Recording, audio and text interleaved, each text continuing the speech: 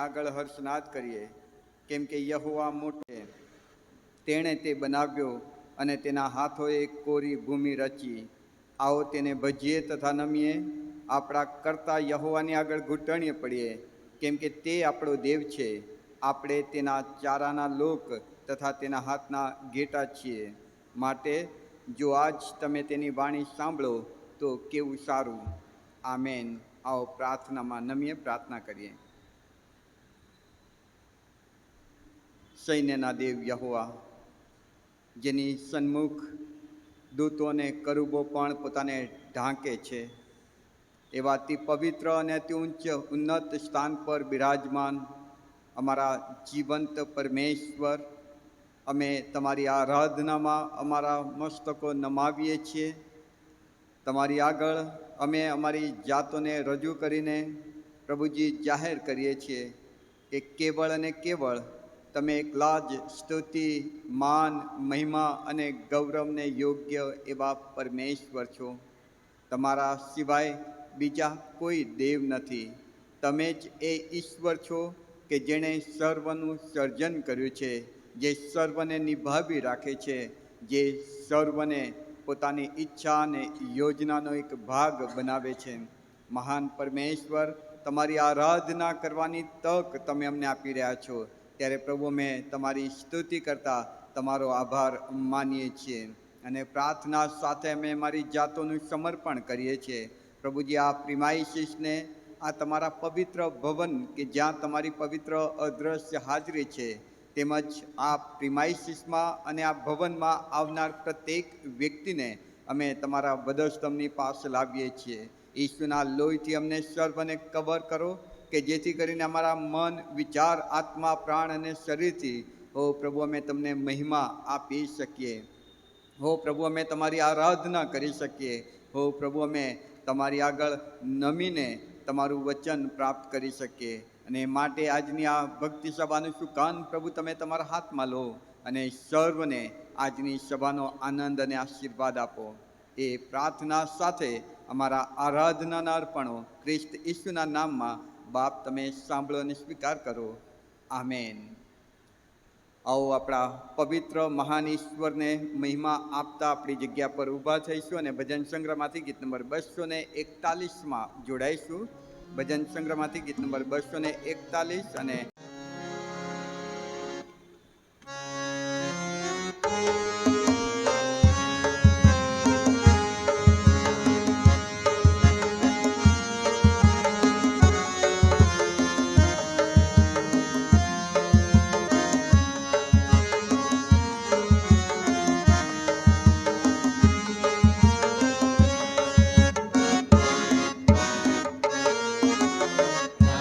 Raja Yesus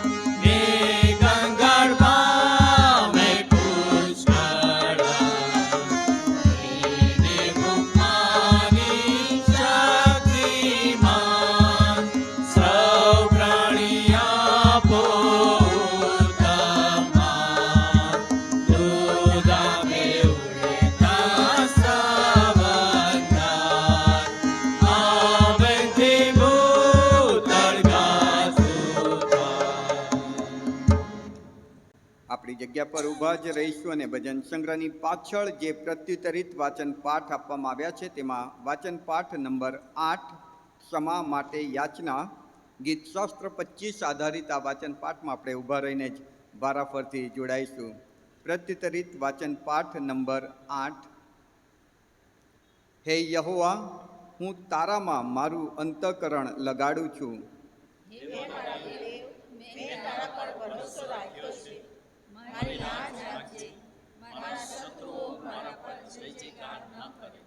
તારી વાટ જુએ છે તેઓમાંનો કોઈ લજવાશે નહીં. જેઓ વગર કારણે કપટ કરે છે તેઓની લાજ જશે.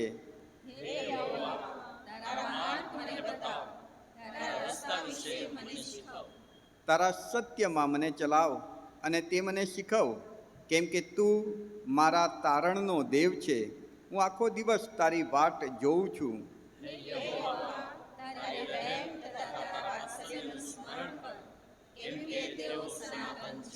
મારી જુવાનીના પાપ તથા મારા અપરાધોનું સ્મરણ ન કર. હે યહોવા, તારી ભલાઈ અને તારી કૃપા પ્રમાણે મને સંભાળ.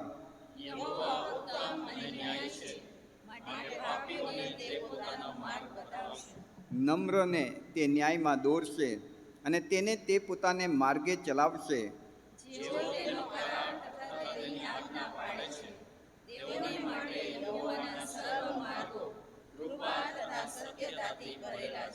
હે યહોવા, તારા નામની ખાતર મારા અન્યાયની ક્ષમા કર, કેમ કે તે ઘણા છે.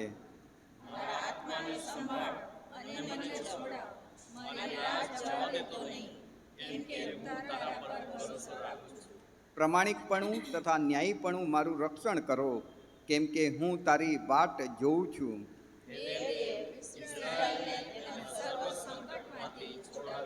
ત્રિએક ઈશ્વર એટલે ઈશ્વર પિતા, પુત્ર, પવિત્ર આત્માને માન અને મહિમા હોજો. આમેન. આપણે બેસીએ. આવો ફરી એકવાર આપણા મસ્તકો પ્રભુની આગળ નમાવતા આભાર, સ્તુતિ, પાપ ઉબલાતની પ્રાર્થનામાં આપણે જોડાઈએ, પ્રાર્થના કરીએ.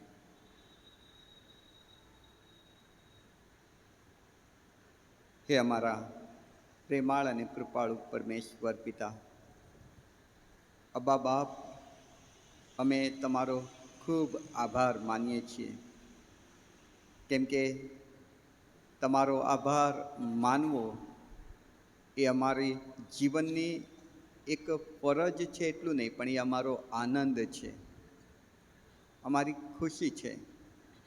કેમ કે પ્રભુજી, તમે એ ઈશ્વર છો કે જે અમને આ પૃથ્વી પર જન્મ આપે છે. તમારો ભક્ત દાઉદ કહે છે તે પ્રમાણે કે હું હજી ઘડાયો નહોતો એ પહેલાં, હે પ્રભુ, તારી દ્રષ્ટિમાં મારું ખોળ્યું હતું. હો પ્રભુ, તમે કેટલા મહાન ઈશ્વર કે મારા જન્મ પહેલાં અમારા માટે વિચાર કરનાર, અમને આ પૃથ્વી પર જન્મ આપ્યો એટલું જ નહીં, અમારા જન્મથી અત્યાર સુધી જે રીતે તમે અમારી કાળજી લીધી છે, જે રીતે તમે અમને પ્રેમ કર્યો છે ને તમારા પ્રેમમાં તમે જે સર્વ પૂરું પાડ્યું છે પ્રભુ, એના માટે કદાચ અમારી પાસે આભાર માનવાના શબ્દો ખૂટી જાય. પ્રભુ, તમે ખૂબ ભલા ઈશ્વર છો. પ્રભુ, તમે ખરેખર ખૂબ પ્રેમાળ પિતા છો. અને એક બાપ તરીકે પ્રભુ, તમે હંમેશા અમારી ભૌતિક ને આર્થિક ને દૈહિક ને એ દરેક સગવડતાઓ સાચવી છે એટલું જ નહીં, પણ તમે અમારા આત્માની કાળજી લીધી છે. અમે નાશમાં ન જઈએ તે માટે તમારા એકના એક પુત્ર ઈસુ ખ્રિસ્તને તમે આ પૃથ્વી પર મોકલ્યા. એ અમારા ઉદ્ધારનાર, અમારા તારણહાર, અમારા પાપોનું બલિદાન બની જનાર અમારા પ્રભુ ઈસુ ખ્રિસ્તને માટે પિતા, અમે તમારો ખૂબ ખૂબ આભાર માનીએ છીએ. એનામાં તમે અમને ક્ષમા કરો છો, એનામાં તમે અમને સ્વીકારો છો, એમનામાં જ તમે અમને તમારા સંતાન તરીકેનો હક ને અધિકાર આપો છો. તમારો ખૂબ આભાર પ્રભુ, અમારા ઉદ્ધારના પ્રભુ ઈસુ ખ્રિસ્તના જન્મને માટે, એમના જીવનને માટે, સાક્ષીને માટે, એમના કરેલા સગળા સારા ભલાઈના કાર્યોને માટે, એથી વિશેષ એમના વચનોને માટે અને સવિશેષ એમના પવિત્ર બલિદાનને માટે. એ બધા સમૂહ પર એમનું મૃત્યુ પામવું અમારા જીવનનું કારણ બની ગયું. એમને કબરમાં દાટવામાં આવ્યા, પણ પ્રભુ તેઓ તો ઈશ્વર હોવાથી ત્રીજે દિવસે ફરી સજીવન થયા. શિષ્યોને દર્શન આપ્યું, સ્વર્ગમાં ઉચકાઈ ગયા. આજે પણ અમારા માટે મધ્યસ્થી કરો છો અને એક દિવસે અમને લેવા પાછા આવનાર છો, કે જેથી તમારી ઈચ્છા છે કે અમે સદા તમારી સાથે રહીએ. પ્રભુ, તમારી આ અદ્ભુત યોજનાને માટે અમે તમારો ખૂબ આભાર માનીએ છીએ. અમે તે જાણી શકીએ તે માટે તમે અમને તમારું અદ્ભુત પવિત્ર વચન આપ્યું છે, એ બાઇબલ, કે જેના એક એક શબ્દ બહુ જ અદ્ભુત અને જીવનને બદલનાર છે. જે દ્વારા પ્રભુ સાક્ષાત તમે અમને પ્રાપ્ત થાવ છો. એ વચનો વાંચીએ છીએ ત્યારે પ્રભુ એ વચન દ્વારા તમે અમારી સાથે વાત અને વ્યવહાર કરો છો. અમે નિરાશ હોઈએ ત્યારે તમે અમારી આશા બની જાઓ છો. અમે દુઃખી હોઈએ તો એમાં તમે અમને દિલાસો આપો છો, ઉત્તેજન આપો છો, માર્ગદર્શન આપો છો, સારા નરસાનું ભાન કરાવો છો, અમારા પાપોથી અમને સભાન કરો છો. પ્રભુ, તમારો ખૂબ આભાર કે એ વચન અમે સમજી શકીએ એ ભાષામાં તમે અમને આપ્યું છે અને હજુ પણ એ વચન અમારી મધ્યે છે. પ્રભુ, પવિત્ર આત્માને માટે અમે તમારો આભાર માનીએ છીએ કે જે અમને સર્વ સત્યમાં દોરી જાય છે, જે અમને કમ્ફર્ટ બનાવે છે, અમને સુરક્ષા આપે છે, ઊંઘ આપે છે, અમને પિતા તમારી ઈચ્છાને યોજનાના અનુસાર જીવન જીવવાનું સામર્થ્ય, બળ આપે છે. પ્રભુજી, આભાર માનીએ છીએ મંડળીની, સાર્વત્રિક મંડળીની વ્યવસ્થા અને સંગતને માટે, CNI રાજકોટ મંડળીને માટે, પાસ્ટોરેટ કમિટી, મહિલા સંગત, senior citizens, choir, Sunday school, youth, Paul team, પિત્તર ટીમ, આ તમામ વ્યવસ્થાને માટે અમે તમારો આભાર માનીએ છીએ.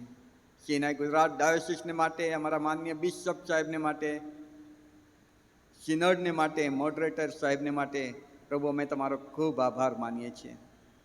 આજે તમે અમને જીવતાઓની ભૂમિના ગણ્યા એટલું જ નહીં, પણ પ્રભુ તમારા ઘરમાં આવવાની તક આપી કે જેથી તમે તમારી આરાધના અમે કરી શકીએ. પ્રભુ, આ તકને માટે અમે તમારો ખૂબ આભાર માનીએ છીએ.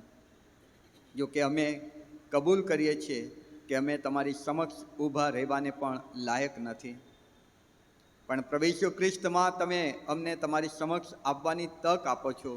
ત્યારે એ જ ઈસુમાં અમે અમારા પાપોની કબૂલાત કરતા માફીની યાચના કરીએ છીએ કે હા પ્રભુ, વાણી, વિચાર, વર્તનથી અમે જે પાપો કર્યા છે, અમારા જીવન દ્વારા પ્રભુ અમે તમારા નામને ઘણી વખત બટ્ટો લગાડ્યો છે, ઘણી વખત તમારી ઈચ્છા જાણ્યા છતાં અમે અમારા મનસ્વી વર્તન પ્રમાણે વર્ત્યા છીએ. પ્રભુ, તમે અમને ક્ષમા કરો. અમારા એ સગળા પાપો કે જે પ્રભુજી તમારી સમક્ષ ખુલ્લા છે, કેમ કે અંધકાર પણ તમારાથી અમને ઢાંકી શકતો નથી. પ્રભુજી, તમે અમારા એ સગળા પાપોની માફી આપો. અમે કબૂલ કરીએ છીએ કે અમે ગુનેગાર છીએ, પણ ખ્રિસ્તમાં પ્રભુ અમે તમારી પાસે આવીએ છીએ અને એ જ ઈસુના લોહીથી તમે અમારા વિચારોને, અમારા આત્મા, પ્રાણ અને શરીરને ફરી એકવાર શુદ્ધ કરો, ફરી એકવાર પવિત્ર કરો, ફરી એકવાર તમારી નજરમાં એ માન્ય અર્પણ બને એવી કૃપા તમે થવા દો. અમારા આભાર, સ્તુતિના અર્પણો અને પાપ કબૂલાતની પ્રાર્થના ખ્રિસ્ત ઈસુ અમારા ઉદ્ધારકર્તાના નામમાં પિતા તમે સાંભળો અને સ્વીકાર કરો. આમેન. આવો આપણા પ્રભુને માન અને મહિમા આપતા ફરી એકવાર ભજન સંગ્રહમાંથી ગીત નંબર 218 બેસીને સાથે જોડાઈશું. ભજન સંગ્રહમાંથી ગીત નંબર 218 અને ક્વાયર આ ગીતમાં આપણને આગેવાની આપશે.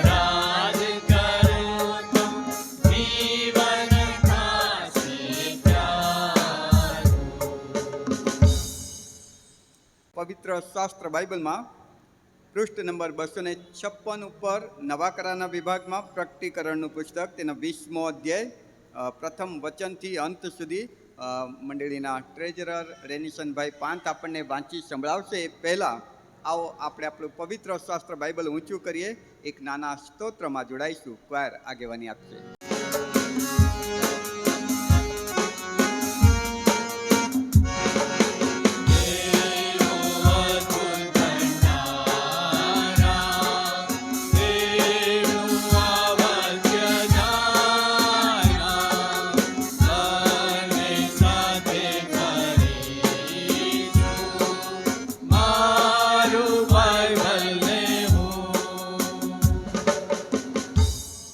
પ્રકટીકરણનું પુસ્તક તેનો 20મો અધ્યાય શરૂઆતથી અંત સુધી. પછી મેં એક દૂતને આકાશમાંથી ઉતરેલો જોયો. તેની પાસે ઊંડારની કૂચી હતી અને તેના હાથમાં એક મોટી સાકર હતી. તેણે પેલા અજગરને એટલે ગરદો સર્પ જે દોષ મૂકનાર તથા શેતાન છે તેને પકડ્યો અને 1000 વર્ષ સુધી તેને બાંધી રાખ્યો. તેણે તેને ઊંડાણમાં નાખી દઈને તેને બંધ કર્યું અને તે પર મુદ્રા કરી, જેથી 1000 વર્ષ પૂરા થતાં સુધી તે ફરી લોકોને ભૂલાવે નહીં. ત્યાર પછી થોડી વાર સુધી તેને છૂટો કરવો પડશે. પછી મેં રાજ્યાસનો જોયા અને તેઓ ઉપર જે લોકો બેઠેલા હતા તેઓને ન્યાય કરવાનું સોંપવામાં આવ્યું. અને ઈસુની શાહેદીને લીધે તથા દેવના વચનને લીધે જેઓનો શિરચ્છેદ થયો હતો તથા જેઓએ સ્વાપદની તથા તેની મૂર્તિની પૂજા કરી નહોતી અને પોતાના કપાળ પર અથવા પોતાના હાથ પર તેની છાપ લીધી ન હતી, તેઓના આત્માઓને મેં જોયા. તેઓ જીવતા થયા ને ખ્રિસ્તની સાથે 1000 વર્ષ રાજ કર્યું. મૂલાઓમાંના જેઓ બાકી રહ્યા હતા તેઓ તે 1000 વર્ષ સુધી થતાં સુધી જીવતા થયા નહીં. એ જ પહેલું પુનરુત્થાન છે. પહેલાં પુનરુત્થાનમાં જેને ભાગ છે તે ધન્ય તથા પવિત્ર છે. એવા ઉપર બીજા મરણનો અધિકાર નથી, પણ તેઓ દેવના તથા ખ્રિસ્તના યાજક થશે અને તેની સાથે 1000 વર્ષ રાજ કરશે. જ્યારે તે 1000 વર્ષ પૂરા થશે ત્યારે શેતાનને તેના બંદીખાનામાંથી છોડવામાં આવશે. એટલે તે પૃથ્વીની ચારે ખૂણે રહેતી પ્રજાઓને ગોગ તથા માગોગને ભમાવીને લડાઈને સારું તેઓને એકઠા કરવાને બહાર આવશે. તેઓની સંખ્યા સમુદ્રની રેતી જેટલી છે. તેઓ પૃથ્વીની આખી સપાટી પર ચાલતા ગયા અને તેઓએ સંતોની છાવણીને તથા વહાલા શહેરોને ઘેરો ગાલ્યો. પણ આકાશમાંથી અગ્નિ ઉતર્યો અને તેઓનો સંહાર કર્યો. અને તેઓને ભવાવનાર શેતાનને તે અગ્નિ તથા ગંધકની ખાઈમાં જ્યાં સ્વાપદ તથા જૂતો પ્રબોધક છે ત્યાં નાખી દેવામાં આવ્યો. ત્યાં તેઓ રાત દહાડો સદા સર્વકાર વેદના ભોગવશે. પછી મેં મોટું શ્વેત રાજ્યાસન જોયું અને તેના પર બેઠેલો પુરુષને જોયો. તેની સમ્મુખથી પૃથ્વી તથા આકાશ જતા રહ્યા અને તેઓને સારું કોઈ સ્થાન મળ્યું નહીં. પછી મેં મુએલાને મોટા તથા નાના સર્વને દેવની સમક્ષ ઊભા રહેલા જોયા અને પુસ્તકો ઉગાડવામાં આવ્યા અને એક બીજું પુસ્તક જે જીવનનું પુસ્તક છે તે પણ ઉગાડવામાં આવ્યું. તે પુસ્તકોમાં જે જે લખેલું હતું તે પરથી મુએલાઓનો તેઓની કરણી પ્રમાણે ન્યાય કરવામાં આવ્યો. સમુદ્રમાં પોતાનામાં જેઓ મુએલા હતા તેઓને પાછા આપ્યા અને મરણે તથા હાદેસે પણ પોતાના જેઓ મુએલા હતા તેઓને પાછા આપ્યા અને દરેકનો ન્યાય તેની કરણીઓ પ્રમાણે કરવામાં આવ્યો. મરણ તથા આદેશને અગ્નિની ખાઈમાં નાખવામાં આવ્યા. અગ્નિની ખાઈ એ જ બીજું મરણ છે. જો કોઈ જીવનમાં પુસ્તકમાં નોંધેલો માલુમ પડ્યો નહીં તો તેને અગ્નિની ખાઈમાં નાખી દેવામાં આવ્યો. આ જીવતા દેવનું પવિત્ર વચન છે, જે વાંચવા, સાંભળવા અને પાડવાના માટે પ્રભુ આપણને કૃપા આપે. આમીન.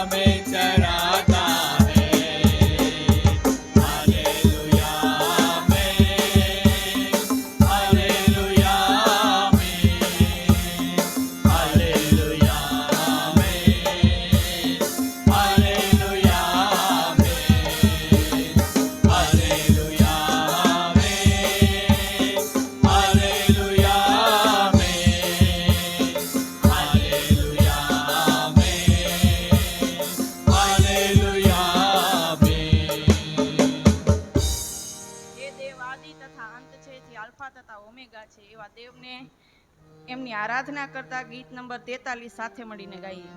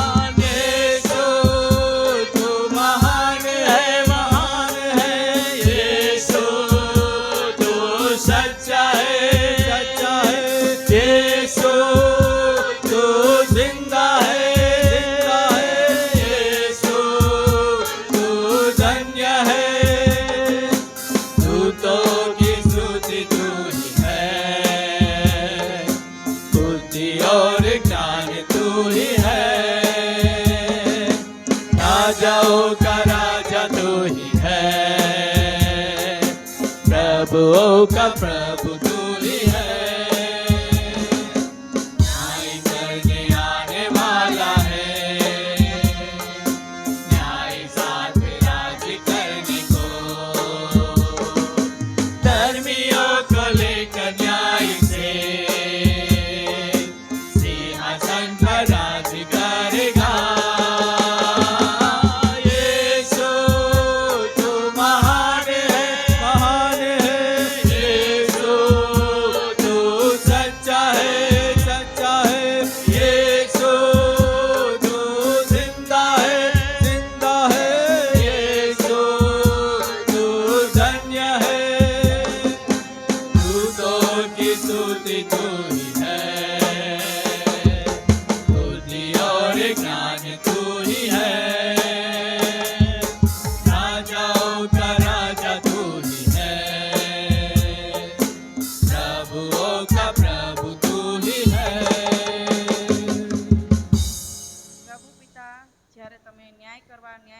બેઠા હોય ત્યારે પ્રભુજી અમે તમારી સમક્ષતામાં હાજર થઈએ ત્યારે અમારું જીવન ન્યાયી બને પિતા, એવી તમે કૃપા કરજો. અને પ્રભુજી આ અમારી આરાધનાની અને અમારા જીવતા દેવ અમે અમારી જીવનનું અર્પણ પણ તમને ચડાવીએ છીએ. પ્રભુ ઈસુના નામમાં એનો સ્વીકાર કરો બાપ. આમેન. માવીએ દરેક બાબતો કે જે આપણે પ્રાર્થનામાં માંગીએ છીએ વિશ્વાસથી માંગીએ, પ્રભુ ચોક્કસ એ પ્રાર્થનાનો પ્રત્યુત્તર આપનાર છે. આવો પ્રાર્થનામાં નમીએ, પ્રાર્થના કરીએ. ઓ પ્રાર્થનાના સાંભળનાર અને અમે માંગીએ કલ્પીએ એ કરતાં વિશેષ અમારા હકમાં કરવાનું સામર્થ્ય ધરાવનાર એવા જીવંત પરમેશ્વર પિતા, સર્વ સમર્થ દેવ, અમે તમારો ખૂબ આભાર માનીએ છીએ કે આજે એક કુટુંબ પરિવાર તરીકે, સાર્વત્રિક મંડળીના સભ્યો તરીકે અમે તમારી સમક્ષતામાં નમીને અમારી વિનંતીઓ તમારી આગળ મૂકી રહ્યા છીએ.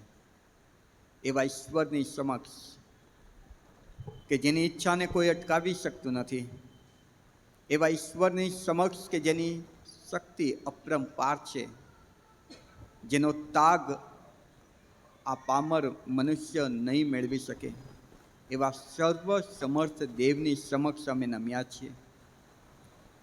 અમે માંગીએ પહેલાં અમારા વિચારોને વેગળેથી જાણી લેનાર એવા ઈશ્વર,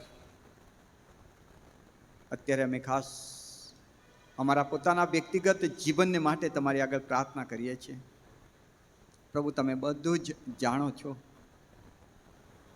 ઘણી બધી વખત શું સારું છે, શું ખોટું છે એ જાણ્યા છતાં પણ પ્રભુ અમે સારું કરવાનું પડતું મૂકીએ છીએ.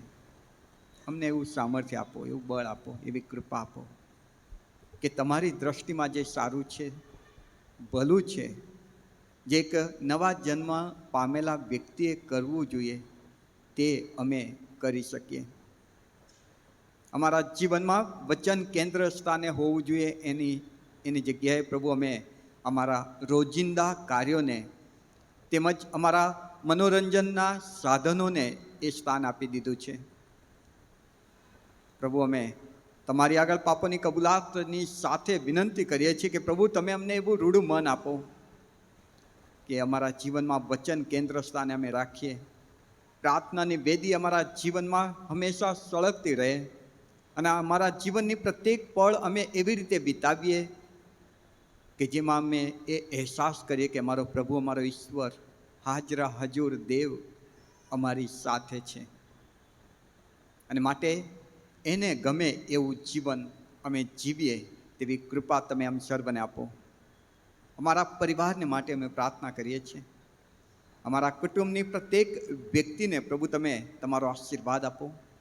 અમે બધા જ એકબીજાના પ્રેમમાં, વિશ્વાસમાં વૃદ્ધિ પામીએ, એકબીજાને સપોર્ટ કરીએ કે જેથી કરીને ધન્ય આશા જે તમે આપી છે કે તમારી સાથે અમને તમે રાખવાના છો, ત્યારે અમે એક કુટુંબ તરીકે ત્યાં પણ સાથે હોઈએ.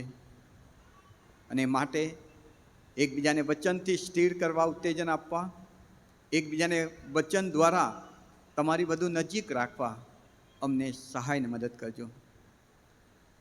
અમારા પરિવારના જે આવકના સ્ત્રોત છે, તમારા તરફથી આપેલા એ આશીર્વાદોને માટે અમે તમારો આભાર માનીએ છીએ. પ્રભુ, અમારી રોજની રોટલી રોજ આપજો. સાથે પ્રભુ અમે પ્રાર્થના કરીએ છીએ અમારી રાજકોટ મંડળીને માટે.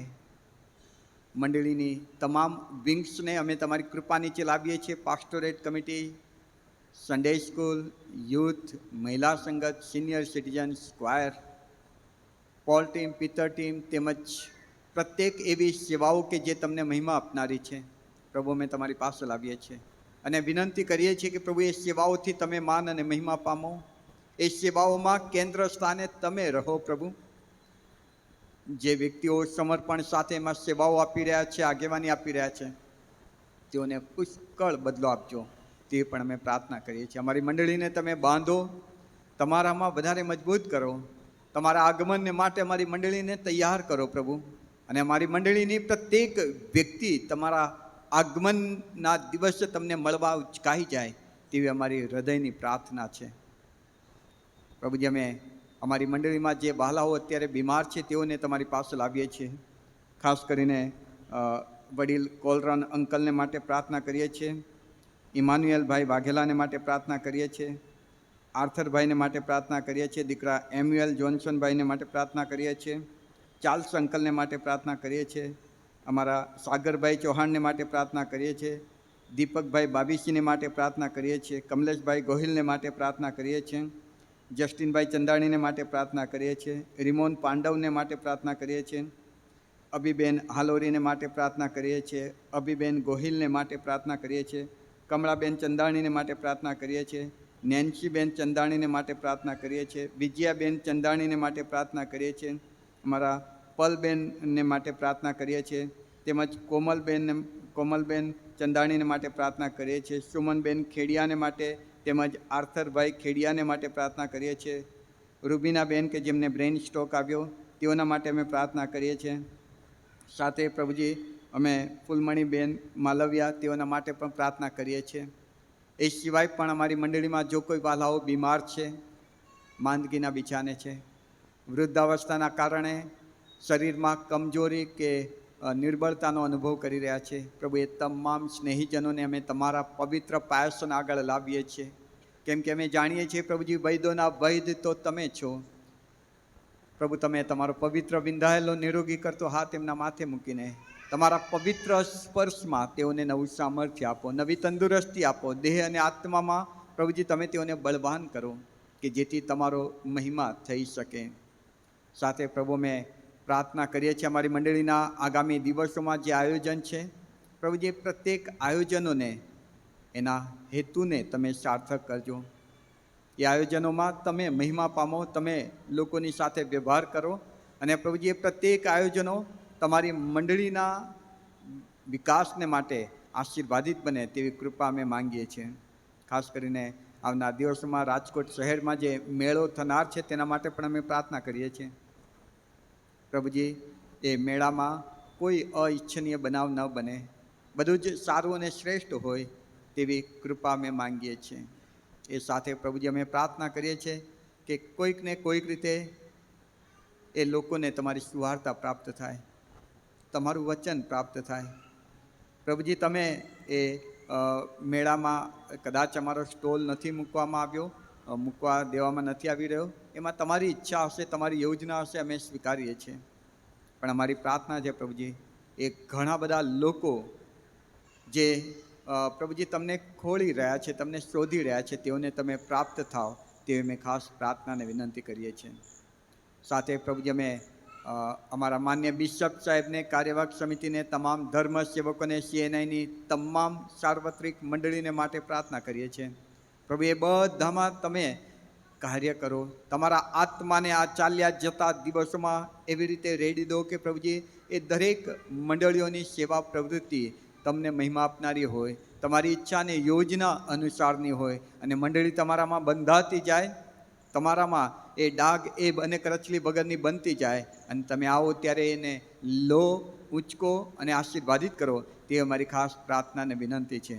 અમારા રાજકોટ શહેરને, ગુજરાત રાજ્યને, ભારત દેશને અને વિશ્વને અમે તમારી કૃપા નીચે લાવીએ છીએ. પ્રભુ અમે જાણીએ છીએ કે તમે જ રાજાઓના રાજા અને પ્રભુઓના પ્રભુ છો. તમારી ઈચ્છા આ વિશ્વમાં પરિપૂર્ણ કરો. મંડળીને તમે આ વિશ્વમાં એક દીવા સમાન અને અજવાળા સમાન અને મીઠા સમાન મૂક્યા છે. ત્યારે પ્રભુ એ કાર્ય મંડળી દ્વારા પરિપૂર્ણ થાય તે તમે ખાસ કૃપા થવા દેજો. પ્રભુજી અમે ફરી એકવાર તમારો ખૂબ આભાર માનતા તમારા હાથોમાં સોંપાઈએ છીએ. તમે અમારી સર્વ વિનંતીઓ સાંભળી છે તે માટે તમારો આભાર માનતા અમારી આ પ્રાર્થના પ્રભુ ઈસુ ખ્રિસ્તના નામમાં પિતા તમે સાંભળો અને સ્વીકારો. Amen, amen. આવો આ સમય આપણે ક્વાયર તરફથી એક ખાસ સ્પેશિયલ ગીત સાંભળીશું ને ત્યારબાદ પ્રભુના વચનો તરફ જઈશું. ક્વાયર સ્પેશિયલ ગીત રજૂ કરશે.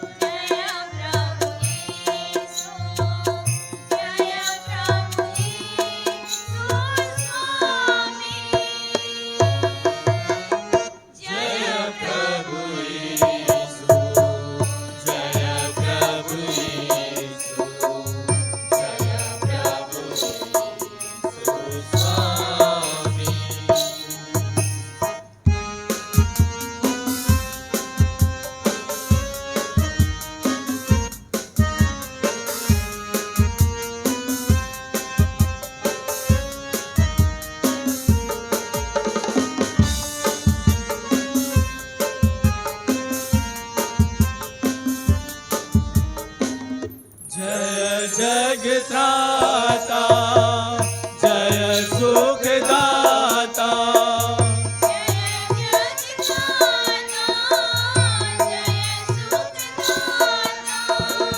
જય જય પ્રભુ અનુપામી.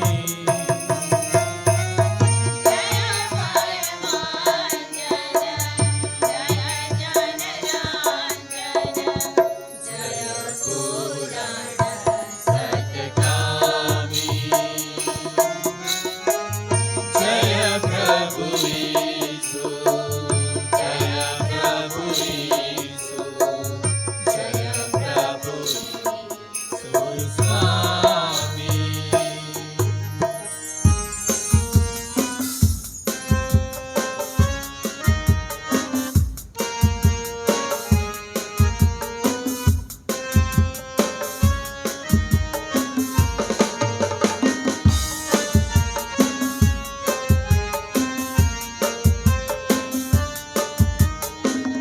આપતી મીરે ગણ નાશક તમે છો.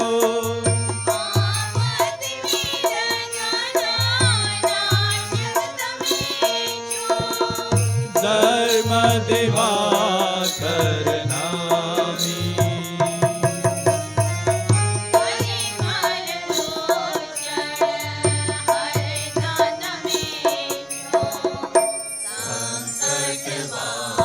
સહગામી.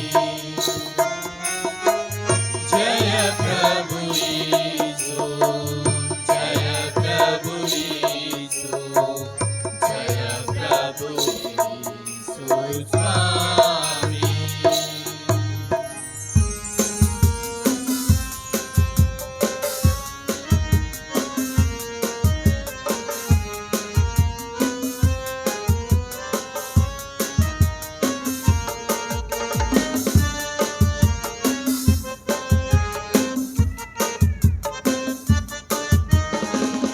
નર્તન ધરી લીધો અવતાર,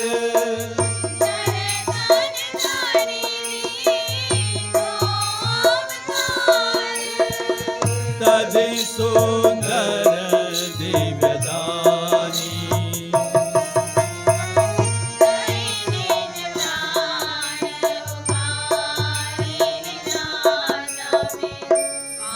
પ્રિય પુરુષકામી.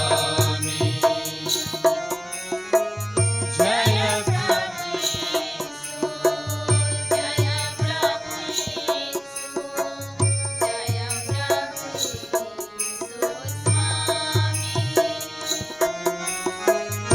જય પ્રભુ ઈસુ, જય પ્રભુ ઈસુ, જય પ્રભુ ઈસુ સ્વામી.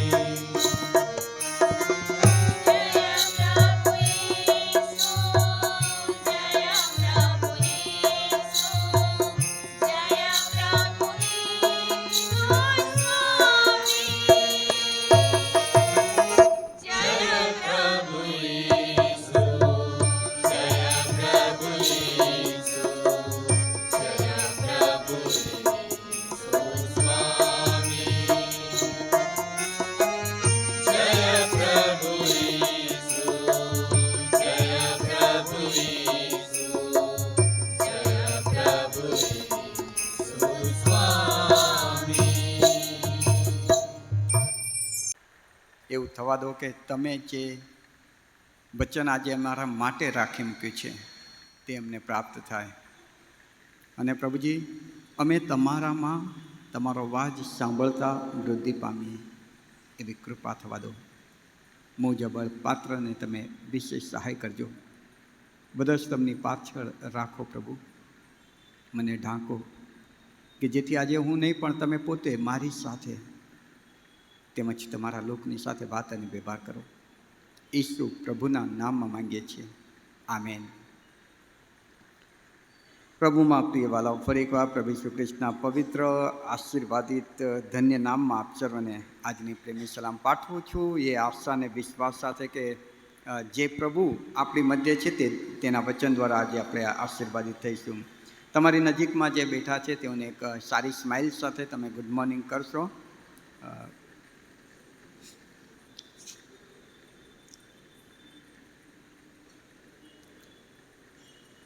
પ્રભુનો આભાર જ માનીએ છીએ કે તેનું વચન હજુ આપણી મધ્ય છે. આપણે બધા જ જાણીએ છીએ કે એક સમય એવો આવશે કે જ્યારે આ વચન આપણી પાસેથી લઈ લેવામાં આવશે, વચનનો દુકાળ પડશે. અને એવા સમયમાં આ વચન આપણી પાસે નહીં હોય તો એને વાંચી નહીં શકીએ, અને વાંચી નહીં શકીએ એની સાથે સમજી પણ નહીં શકાય. જો અત્યારે આપણી પાસે આ વચન છે તેમ છતાં ઘણી બધી વખત એને આપણે જે રીતે સમજવું જોઈએ એ સમજી નથી રહ્યા. અને જો વચન લઈ લેવાશે તો કેવી પરિસ્થિતિ થશે. અને માટે બને એટલું વધારે વચન વાંચજો, અભ્યાસ કરો. એટલી અદ્ભુત અદ્ભુત વાતો એમાં લખેલી છે કે તમને એમ થાય કે પ્રભુ કેવી દુનિયામાં તમે અમને લઈ આવ્યા છો. કેટલાક સમયથી આપણે રેપ્ચર, મંડળીનું સ્વર્ગમાં ઉચકાઈ જવું, એ વિષય ઉપર અભ્યાસ કરી રહ્યા છીએ.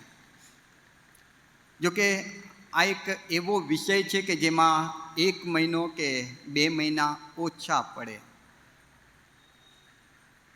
હું ગઈકાલે જ્યારે વચન તૈયાર કરી રહ્યો હતો ત્યારે મને એમ લાગ્યું કે અરે હજુ તો કેટલું બધું આ વિષય પર મારે કહેવાનું બાકી રહી જાય છે. કેમ કે હમણાં જાહેરાત આપી તે પ્રમાણે આવતા રવિવારથી, ઓગસ્ટ મહિનાનો પહેલો રવિવાર છે, ત્યારથી આપણે પ્રાર્થના પર્વ તરીકે એ મહિનાને ઉજવીશું.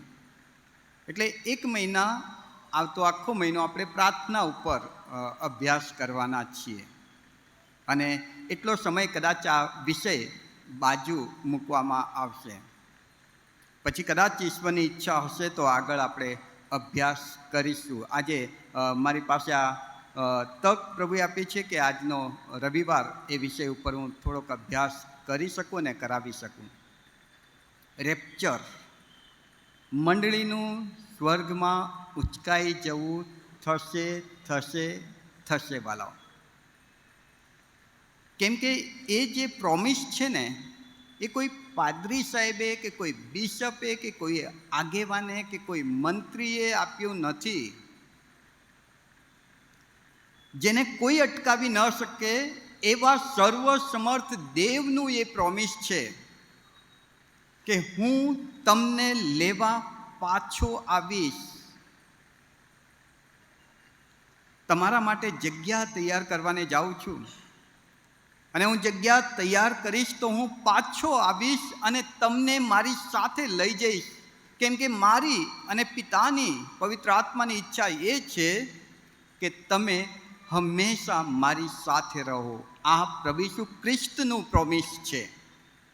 ઈસુ ખ્રિસ્ત કે જેના શબ્દથી બધું સર્જન થયું, ઈસુ ખ્રિસ્ત કે જેના શબ્દથી બધું લય થઈ જાય છે, ઈસુ ખ્રિસ્ત કે જે પ્રથમ અને છેલ્લા એકમાત્ર ઈશ્વર છે, એ ઈસુ ખ્રિસ્તે આ પ્રોમિસ કર્યું છે કે હું પાછો આવીશ. પણ વાલો, દુઃખની વાત તો એ છે કે આજે પણ ઘણા બધા લોકો રેપ્ચર વિશે બેધ્યાન છે. કાં તો એમને ખબર નથી, અથવા તો ખબર છે તો તેઓ એ તરફ બેધ્યાન બની ગયા છે. એ તકલીફ આજની જ નથી. જો તમે પિત્તરનો 2 પત્ર અને 3 અધ્યાયની 4 કલમ વાંચશો તો પિત્તરના સમયમાં પણ એમની મંડળીના લોકોએ પિત્તરની આગળ પ્રશ્ન કર્યો હતો કે તેના આગમનનું શું થયું. પૂર્વજો ઊંઘી ગયા ત્યારથી, ઉત્પત્તિના આરંભથી સગળું જેવું હતું તેવું જ છે. શું થયું એ ઈસુના વચનનું, પ્રોમિસનું?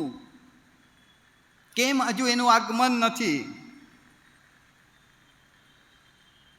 પિતરના સમયમાં પણ એવા લોકો હતા કે જે ઈસુના આગમનને કાં તો ગણકારતા નહોતા, માનતા નહોતા, અથવા તો એની મશ્કરી કરતા હતા.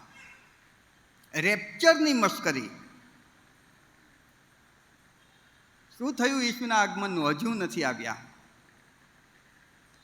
વાલાઓ, તમે બીજી બધી બાબતોની બીજી કોઈ પણ બાબતમાં તમે આમ તેમ બોલશો તો કદાચ ચાલી જશે. રેપ્ચર વિશે, કે જેનું પ્રોમિસ ઈસુ ખ્રિસ્તે પોતે આપ્યું છે, તેના વિશે જો તમે મશ્કરી કરો છો, મજાક કરો છો, એના તરફ બેધ્યાન બનો છો, તો એ બહુ સિરિયસ મેટર બની જાય છે. બીજો રાજા, તેનો બીજો અધ્યાય તમે જોજો. બીજો રાજા તેના બીજા અધ્યાયમાં શરૂઆતમાં એલિયા સ્વર્ગમાં ઉચકાઈ જવાની તૈયારીમાં છે. એલિસા એમનો શિષ્ય છે અને એલિસાને કહે છે કે ભાઈ થોડોક આગો રે, મને પ્રભુ આજે ઉંચકી લેવાના છે. એલિસા કહે છે કે ના ગુરુ, હું તો તમારી સાથે જ રહીશ, તમને ઉચકાઈ જતા હું જોવા માગું છું. થોડી આનાકાની પછી એ લોકો આગળ ચાલે છે ને એક સમય એવો આવે છે કે ઈશ્વર પિતા એલિયાને સ્વર્ગમાં ઉંચકી લે છે અને એલિસા એ જુએ છે અને પોકારી ઉઠે છે કે મારા બાપ, મારા બાપ. એ દ્રશ્ય બહુ અદ્ભુત હતું કે જ્યારે એલિયા એ વંટોળિયામાં આકાશમાં ઉચકાઈ ગયા. એલિસાએ જોયું. હવે એલિયાના ગયા પછી એલિસા લોકોને આ વાત કહેતો હતો, કેમ કે આ જોયા પછી એનાથી ન રહેવાય. એટલી અદ્ભુત ઘટના. એટલે જે મળે એને કે મારો ગુરુ એલિયા મારા દેખતા સ્વર્ગમાં ઉચકાઈ ગયો. જે મળે એને કે. તમે લાસ્ટ ભાગમાં આવો. કેટલાક જુવાનો અહીં આગળ મને લાગે નાના છોકરા શબ્દ છે ગુજરાતીમાં. બીજો રાજા બીજો અધ્યાય અને 23મી કલમથી આગળ.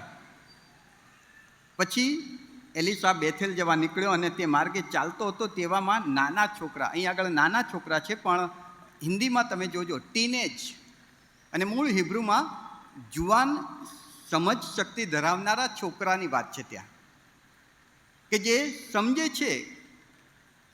નાનું બાળક નહીં, નાના છોકરાની વાત નથી. હવે એ લોકો એલિસાની મશ્કરી કરીને કહે છે કે હે તાલવાળા આગળ ચાલ, હે તાલવાળા આગળ ચાલ. એકચ્યુઅલી હિન્દીમાં આ વાક્ય તમે વાંચજો, બહુ મસ્ત લખ્યું છે. હે તાલવાળા, તું જેમ કહે છે ને કે મારો ગુરુ એલિયા ઉચકાઈ ગયો, એમ તું બી ઉચકાઈ જા, તું બી ઉચકાઈ જા, તું બી ઉચકાઈ જા. મશ્કરી કરે છે. એ લોકો એમ માને છે કે આ એલિસા જૂઠું બોલી રહ્યો છે, એનો ગુરુ ઉચકાઈ ગયો એ વાત ખોટી. કોઈ ઉચકાયું છે? જીવતા જીવ કોઈ સ્વર્ગમાં ઉચકાઈ જાય એ તો માનવા જેવી વાત નથી. એટલે આ છોકરાઓ એ એલિસાનું મશ્કરી કરીને એમ કહે છે કે હે તાલવાળા, તું બી ઉચકાઈ જા, અમે જોઈએ. મશ્કરી કરતા હતા એલિયાના રેપ્ચરની. મશ્કરી કરતા હતા એલિયાના રેપ્ચરની વાત કહેનાર એ એલિસાની. અને શું થયું ખબર છે? કેટલી રીંછડી ત્યાં આવી? કેટલી? હા, તમારી પાસે બાઇબલ છે? 2. મને એમ કે હું 5 બતાવું છું તો તમે 5 બોલશો. બાઇબલમાં જોતા રહેજો. હું મોઢે કદાચ બોલી રહ્યો છું પણ તમે બાઇબલમાં એને કરેક્ટ કરતા રહેજો. 2 રીંછડી ત્યાં આવે છે ને 42 છોકરાઓને ફાડી નાખે છે, મારી નાખે છે. રેપ્ચરની વાત તમે ન માની, શિક્ષા. વાલાઓ, પ્રભુ ઈસુ ખ્રિસ્તે કહ્યું છે કે હું પાછો આવીશ. શિષ્યોએ એ વાત જાહેર કરી કે ઈસુ આવશે એની મંડળીને લેવા, એની કન્યાને લેવા, અને આજ દિન સુધી એનું પ્રચાર પ્રસાર કરવામાં આવે છે કે ઈસુ આવશે આવશે ને આવશે. છતાં પણ ઘણા બધા ટીનએજ, સમજણમાં ટીનેજ એટલા માટે કહીએ છીએ કે ટીનેજના છોકરાઓ તમે જોજો, કોઈને ગાંઠે નહીં. એના બાપા કંઈ કહે ને કે બે આમની આમ, તમને ન સમજણ પડે, એને ટીનેજ કહેવાય. પોતાને હોશિયાર માને. એવી સમજણ ધરાવનારા લોકો આજે પણ એમ કહે છે કે ઈસુના આગમનનું શું થયું, બધું જ એમને એમ છે. તમે આજે પોતાને એક પ્રશ્ન પૂછી જુઓ કે શું હું રેપ્ચરમાં માનું છું? મને વિશ્વાસ છે કે ઈસુ એક દિવસે આવશે ને એની મંડળીને લઈ જશે? પોતાની જાતને પ્રશ્ન પૂછી જુઓ. જો મને વિશ્વાસ હોય તો હું જે રીતે જીવી રહ્યો છું એ રીતે ન જીવવું, મારું જીવન બદલાયેલું હોય જો હું રેપ્ચરમાં માનું છું તો. અને માટે વાલાઓ, મારી આપને વિનંતી છે કે મંડળીનું સ્વર્ગમાં ઉચકાઈ જવું થશે અને થશે. છેલ્લા 2-3 રવિવારથી આપણે એના પર અભ્યાસ કરી રહ્યા છીએ. ને લાસ્ટ સન્ડેનો સર્મન સંદેશ જો તમને યાદ હોય તો એ રેપ્ચરમાં કોણ કોણ ઉચકાઈ જશે, પછી રહી જનારાઓનું શું થશે, પૃથ્વીનું શું થશે. જે ઉચકાઈ ગયા છે એ સાર્વત્રિક મંડળીના સભ્યો, વિશ્વાસી જનોને રેપ્ચરમાં શું મળશે? સૌથી પહેલાં તો એમની પુનઃ મુલાકાત, ઈસુને ફરી મળશે. પોતાના સગા સ્નેહી જેમણે ઈસુ પર વિશ્વાસ કર્યો છે એ લોકોને ફરી મળવાની તક મળશે. બીજો આશીર્વાદ કે એમનું પોતાનું દેહનું રૂપાંતર, આ મર્ત્ય શરીર પડી રહેશે અને એક અલૌકિક શરીર આપણને મળશે, દૂતો જેવું શરીર.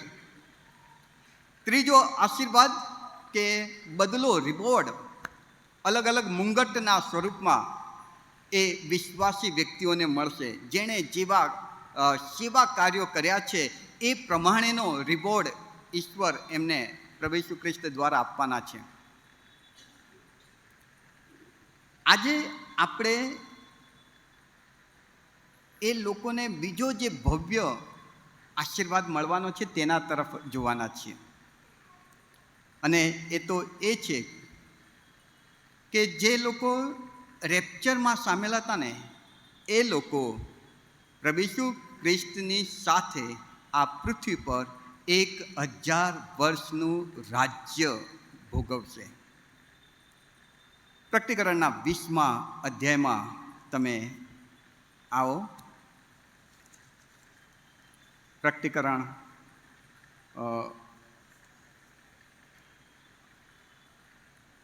19 જો તમે વાંચ્યો હોય ક્યારેક તો તમને એનો બેકગ્રાઉન્ડ ખબર હશે. 20મો અધ્યાય મિલેનિયમ વર્ષ, ખ્રિસ્તના 1000 વર્ષની વાત કહે છે. આમ તો આના વિશે જૂના કરારમાં યશાયા, યર્મિયા, હઝકેલ, યોએલ, જખારિયા, ગીતશાસ્ત્ર વગેરે ઘણી બધી જગ્યાએ ખ્રિસ્તના 1000 વર્ષના રાજ્યની વાત લખવામાં આવી છે, ઘણી બધી જગ્યાએ. પણ પ્રકટીકરણ ખ્રિસ્તના 1000 રાજ્ય વિશેનું જે વર્ણન કરે છે એ બહુ અદ્ભુત અને બહુ ઊંડાણપૂર્વકનું છે. અને માટે આપણે પ્રકટીકરણના 20મા અધ્યાયને બેઝ બનાવીને આ વસ્તુને સમજવાનો પ્રયત્ન કરીશું.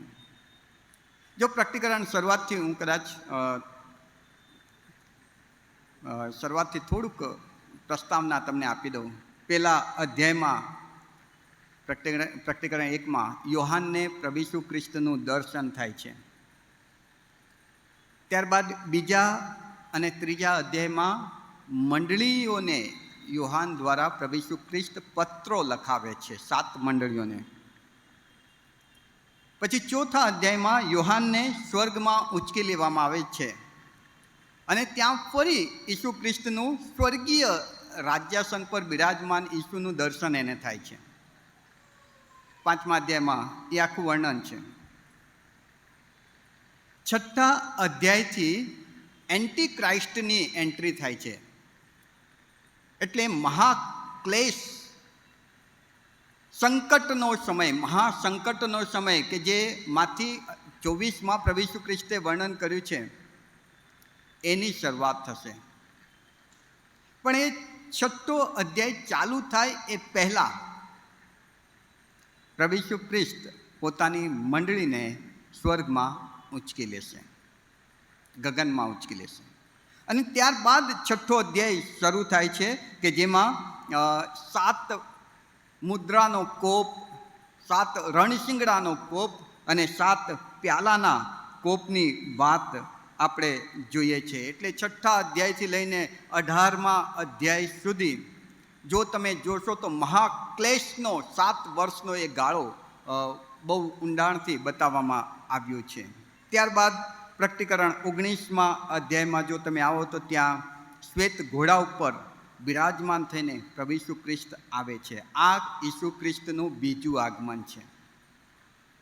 6થા અધ્યાય પહેલાં ઈસુ પૃથ્વી પર આવ્યા, પણ એ વાદળોમાં, અને મંડળી પૃથ્વી પરથી વાદળોમાં ઈસુને મળવા ઉચકાઈ ગઈ અને ઈસુ મંડળીને લઈને ઉચકાઈ ગયા. પણ જ્યારે 19મા અધ્યાયમાં તમે આવો છો ત્યારે એક શ્વેત ઘોડા પર બિરાજમાન થઈને પ્રભુ ઈસુ ખ્રિસ્ત પૃથ્વી પર આવે છે અને એ ઈસુનું બીજું આગમન છે.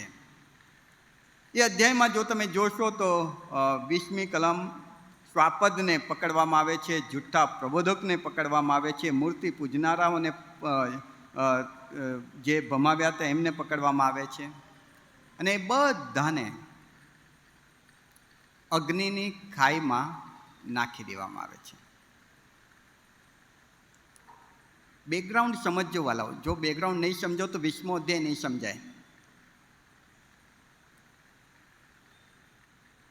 મહાક્લેશ, મહાવિપત્તિની શરૂઆત થાય એ પહેલાં જ પ્રભુ ઈસુ ખ્રિસ્તે પોતાની મંડળીને સ્વર્ગમાં ઉંચકી લીધી છે. પછી મહાક્લેશ એટલે શેતાનનું રાજ્ય, શેતાન પોતાની પૂરી તાકાતથી એ 7 વર્ષમાં બધું જ ખેદાન મેદાન કરી નાખે છે. અને 19મા અધ્યાયમાં પ્રભુ ઈસુ ખ્રિસ્ત પૃથ્વી પર ઘોડા પર બિરાજમાન થઈને આવે છે. એ શ્વાપદને, એ જુઠ્ઠો પ્રબોધક અને જે લોકો મૂર્તિ પૂજા કરી રહ્યા હતા એવા તમામ શેતાનના લોકોને પકડે છે અને અગ્નિની ખાઈમાં નાખી દે છે. હવે શરૂ થાય છે 20મો અધ્યાય. 20મો અધ્યાય એમ કહે છે કે પછી મેં એક દૂતને આકાશમાંથી ઉતરતો જોઈને તેની પાસે ઊંડાણની કૂચી હતી અને તેના હાથમાં એક મોટી સાંકળ હતી. તેણે પેલા અજગરને એટલે ઘરડો સર્પ જે દોષ મૂકનાર તથા શેતાન છે તેને પકડ્યો અને 1000 વર્ષ સુધી તેને બાંધી રાખ્યો અને તેને ઊંડાણમાં નાખી દઈને તેનું મોં બંધ કર્યું અને તેના પર મુદ્રા કરી, જેથી 1000 વર્ષ પૂરા થતાં સુધી તે ફરી લોકોને ભૂલાવે નહીં. ત્યાર પછી થોડી વાર સુધી તેને છૂટો કરવો પડશે. 19મા અધ્યાયમાં જેને પકડવામાં આવ્યા છે શ્વાપદ છે. જે મેં આગળ કહ્યું છે તે પ્રમાણે શેતાન પોતાની ત્રિએકતા બનાવે છે. શેતાન પોતે, એનો પુત્ર એટલે શ્વાપદ અને એનો આત્મા એટલે જુઠ્ઠો પ્રબોધક. હવે એ શ્વાપદ અને જુઠ્ઠા પ્રબોધકને અને એનું માનનારા લોકોને પકડીને ગંધકની ખાઈમાં નાખી દીધા છે. પછી 20મા અધ્યાયની શરૂઆતે એક દૂત આવે છે. કદાચ મે બી આ મિખાઈલ દૂત હોઈ શકે, કેમ કે જ્યાં જ્યાં લડાઈની વાત આવે છે ત્યાં મિખાઈલ દૂત આવે છે. એટલે મિખાઈલ દૂતને એ અધિકાર આપવામાં આવ્યો કે એ એક મોટી સાંકળ એ તાકાતની વાત છે, ક્યારેક એના વિશે વધારે ઊંડાણથી જોઈશું. મોટી સાંકળથી એણે એ શેતાન કે જે ઘરડો સર્પ છે, અજગર છે, અજગર, ઘરડો સર્પ, દોષ મૂકનાર, શેતાન, આ 4 શબ્દોનું તમે ઊંડાણથી અભ્યાસ કરજો. એનું ચારિત્ર બતાવે છે શેતાનનું. એની હેવાનિયત કેવી છે. એ શેતાનને પકડે છે.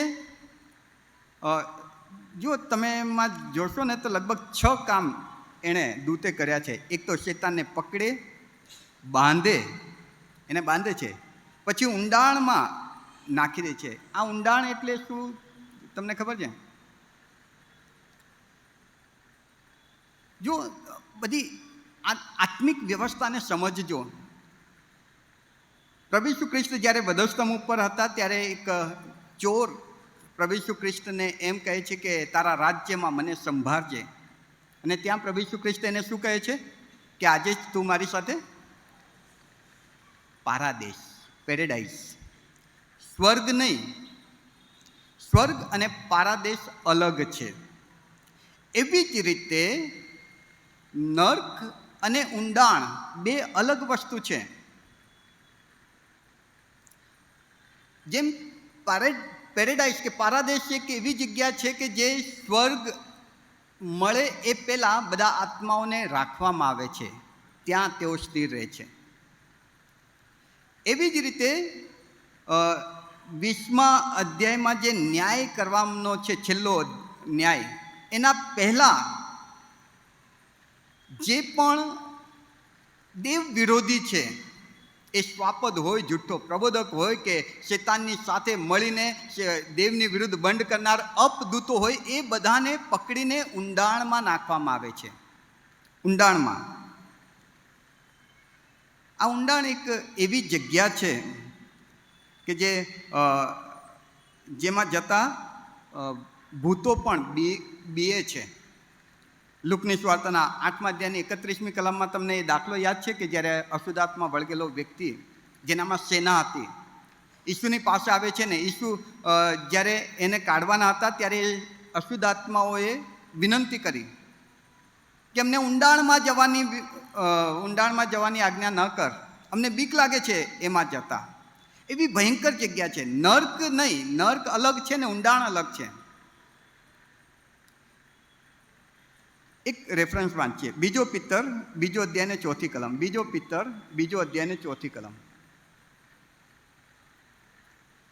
કેમ કે જે દૂતોએ પાપ કર્યું તેઓને દેવે છોડ્યા નહીં, પણ તેઓને નરકમાં નાખીને ન્યાયકરણ થતા સુધી અંધકારના ખાડામાં રાખ્યા.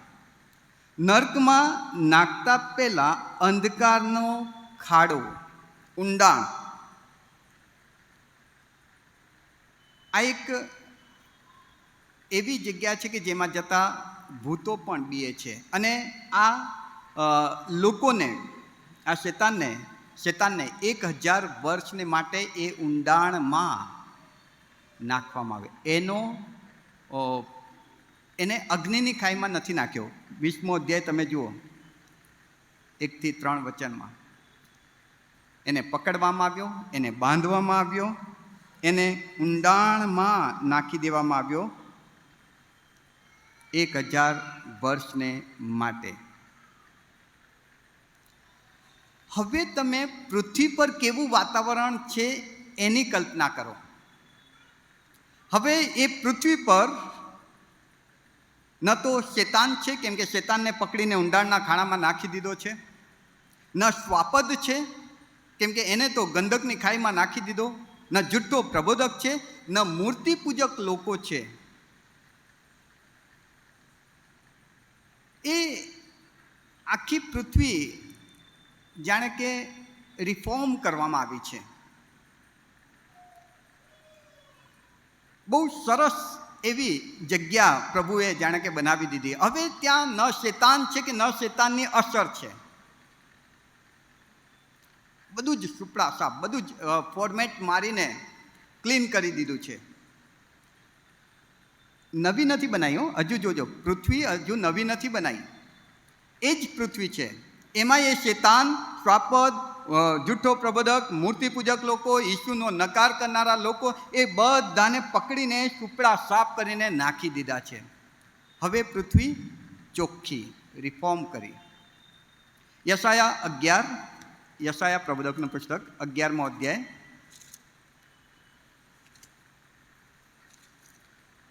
6 થી 9 કલમ. યશાયા 11:6-9, 5, 6, 7, 8, 11. જુઓ, હવે એ પૃથ્વી કેવી છે?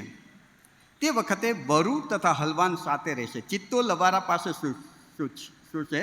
વાછરડું, સિંહ તથા માતેલા ઢોર એકઠા રહેશે. નાનું છોકરું તેઓને દોરશે. ગાય તથા રીંછ સાથે ચરશે. તેઓના બચ્ચા ભેગા સૂશે. સિંહ ઢોરની પેટે કડપ ખાશે. ધાવણું બાળક સાપના દર પર રમશે. ધાવણ છોડાવેલું છોકરું નાગના રાફડા પર પોતાનો હાથ મૂકશે. મારા આખા પવિત્ર પર્વતમાં કોઈ પણ ઉપદ્રવ કરશે નહીં, તેમ વિનાશ કરશે નહીં, કેમ કે જેમ સમુદ્ર પાણીથી ભરપૂર છે તે પ્રમાણે પૃથ્વી યહોવાના જ્ઞાનથી ભરપૂર થશે.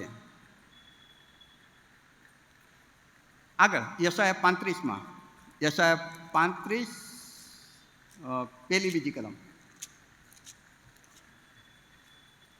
અરણ્ય તથા સૂકી ભૂમિ હરખાશે, વન આનંદ કરશે, ગુલાબની પેઠે ખીલશે, તે પુષ્કળ ખીલશે. વળી આનંદ તથા હર્ષનાદ કરીને તે હરખાશે. તેને લબાનોનનું ગૌરવ, કાર્મેલ તથા શારોનનું વૈભવ આપવામાં આવશે. તેઓ યહોવાનું ગૌરવ, આપણા દેવનું વૈભવ જોશે.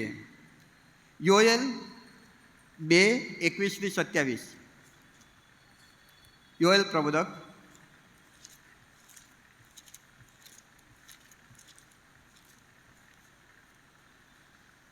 2 અધ્યાય 21-27. 2 અધ્યાય 21-27.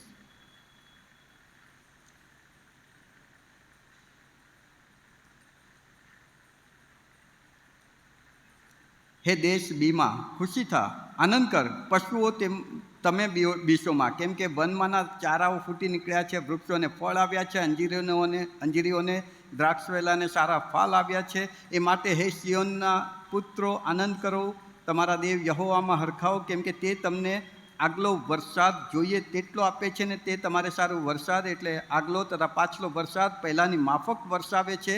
ખળીઓ ઘઉંથી ઉભરાઈ જશે ને કુંડોમાંના દ્રાક્ષરસ તથા તેલ ઉભરાઈ જશે. તીડો, કાતરાઓ, ઈયળો તથા જીવડાઓની મોટી ફોજ જે મેં મારા તરફથી તમારામાં મોકલી હતી, તે જે વર્ષોનો પાક ખાઈ ગયા છે, તેનો પુષ્કળ બદલો હું તમને વાળી આપીશ. તમે પુષ્કળ ખાઈને તૃપ્ત થશો ને તમારો દેવ યહોવા જે તમારી સાથે આશ્ચર્યકારક રીતે વર્ત્યો છે તેના નામની તમે સ્તુતિ કરશો. મારા લોક કદી લજ્જિત થશે નહીં. ત્યારે તમે જાણશો કે ઇઝરાયલમાં હું છું ને હું તમારો દેવ યહોવા છું ને બીજો કોઈ નથી, અને મારા લોક કદી લજ્જિત થશે નહીં. આ ચિત્રને કલ્પના તમે કરો. એદનવાડી, ફરી એકવાર એદનવાડી જેવું ચિત્ર ત્યાં ઊભું થાય છે. ફરી એકવાર બહુ સુંદર એવું અદ્ભુત ચિત્ર. બધું જ સારું છે. જરાઓ, કુદરતી સૌંદર્ય, કશું બગડેલું નથી. એદનવાડી એટલી સુંદર બનાવેલી ને, એ ટાઈપની પૃથ્વી પ્રભુએ ફરી એકવાર, પેલું કહેવાય છે ને કે આપણા મોબાઈલમાં બહુ બધું સ્ટોરેજ થઈ જાય ને, પછી આપણે એને ફોર્મેટ મારીને ક્લીન કરી દઈએ છીએ. નવું નથી બનાવતા, ક્લીન કરીએ છીએ. ફરી એકવાર નવા જેવું આવી પૃથ્વી તૈયાર થઈ. હવે આ પૃથ્વી પર જે લોકો છે તે કોણ છે? એક કે 20મા અધ્યાયમાં જણાવ્યું છે તે પ્રમાણે પ્રભુ ઈસુ ખ્રિસ્ત 1000 વર્ષનું રાજ કરવા આ પૃથ્વી પર આવ્યા છે. હવે પૃથ્વી પર લોકો નથી, કેમ કે તમે જુઓ 6થા અધ્યાય પહેલાં વિશ્વાસી વ્યક્તિને તે ઊંચકી લીધા હતા. 6થા અધ્યાયથી 18મા અધ્યાયમાં મહાક્લેશકાળ, એમાં બધા જ અવિશ્વાસી, શેતાન અને શેતાનનું રાજ્ય, સ્વાપદ ને જૂઠો પ્રબોધક બધું જ. પણ 19મા અધ્યાયમાં ઈસુ આવે છે. સ્વાપદને જૂઠા પ્રબોધકને પકડીને એની સાથે જે ખરાબ લોકો છે એ બધાને ઉંચકીને અગ્નિની ખાઈમાં નાખી દીધા છે. શેતાન બાકી હતો તો મિખાએલ દૂત આવીને શેતાનને પણ પકડીને ઊંડાણના ખાડામાં નાખી દીધો. હવે ત્યાં કોઈ લોકો નથી. અને રાજ્ય 1 વર્ષનું. તો રાજ્ય કોના ઉપર? કોણ ચલાવે છે? પ્રભુ ઈસુ ખ્રિસ્ત જ્યારે ઘોડા પર બેસીને આવે છે 1000 વર્ષનું રાજ કરવા, ત્યારે એમની સાથે જે સાર્વત્રિક મંડળી ઉચકાઈ ગઈ હતી, રેપ્ચરમાં જેમને સામેલ કરવામાં આવ્યા હતા, એ લોકો પણ આવે છે. કયા કયા લોકો એ રિફોર્મ કરેલી, ફરી ક્લીન કરેલી દુનિયામાં છે, એને આપણે જોઈએ. દાનિયેલનું પુસ્તક 7મો અધ્યાય. દાનિયેલનું પુસ્તક 7મો અધ્યાય. કયા કયા લોકો ત્યાં છે? 18મી કલમ, 7મા અધ્યાયની 18મી કલમ. આજે તમારે બાઇબલ લઈને બેસવું પડશે, કેમ કે બાઇબલના વચનો વધારે વંચાશે. 18મી કલમ.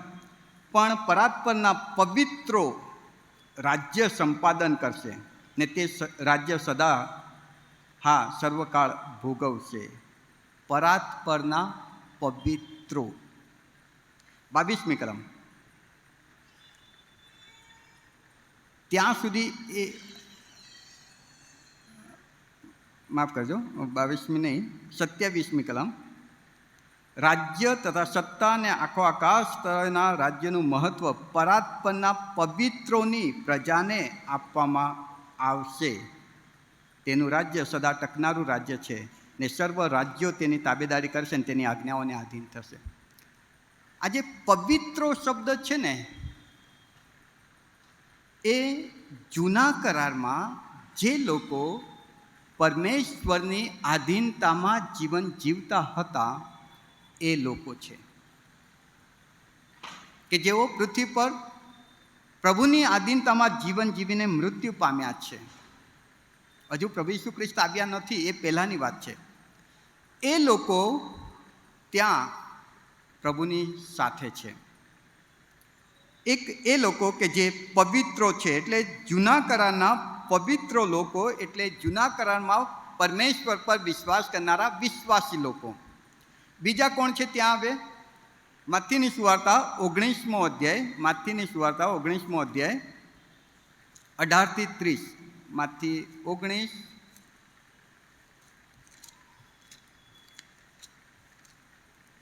18 થી 30 વચન.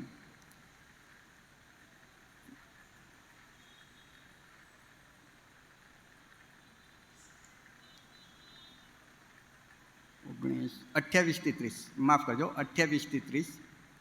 માંથી 19, 28 થી 30. અને ઈસુએ તેઓને કહ્યું કે હું તમને ખચિત કહું છું કે જ્યારે પુનરુક્તિમાં માણસનો દીકરો પોતાના મહિમાના રાજ્યાસન પર બેસશે, ત્યારે તમે, એટલે ઈસુની સામે એ વખતે કોણ છે? એના શિષ્યો.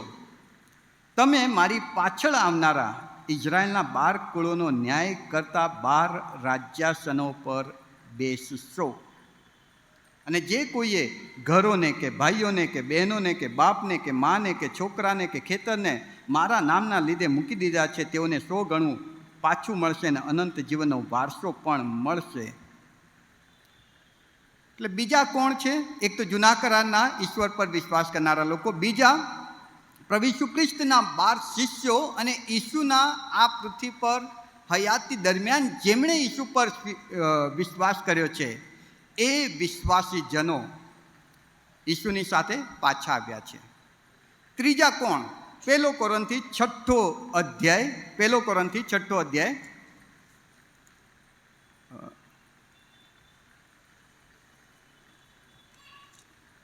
1 કોરિન્થી 6 અધ્યાય અને બીજી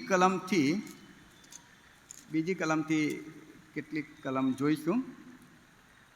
સંતો જગતનો ન્યાય કરશે એ શું તમે જાણતા નથી? જો તમારાથી જગતનો ન્યાય કરવામાં આવે તો શું તમે તદ્દન નજીવી તકરારોનો ચુકાદો કરવા નાલાયક છો?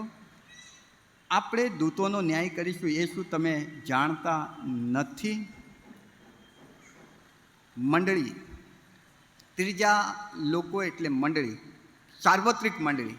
તમે ને હું જેટલા પ્રભુ ઈસુ ખ્રિસ્તના પૃથ્વી પરના જીવન કાળમાં એમના પર વિશ્વાસ કર્યા એ લોકો, જેટલા પ્રભુ ઈસુ ખ્રિસ્તના આવ્યા પહેલાં ઈશ્વરને માનતા હતા એ લોકો, અને જેટલા ઈસુના આકાશગમન પછી વચનો દ્વારા પ્રભુમાં ઉમેરાયા છે, તમે ને હું એટલે મંડળી, એ લોકો ઈસુ જ્યારે સ્વર્ગમાંથી પૃથ્વી પર 1000 વર્ષનું રાજ્ય કરવા આવે છે ત્યારે એમની સાથે પૃથ્વી પર આવે છે.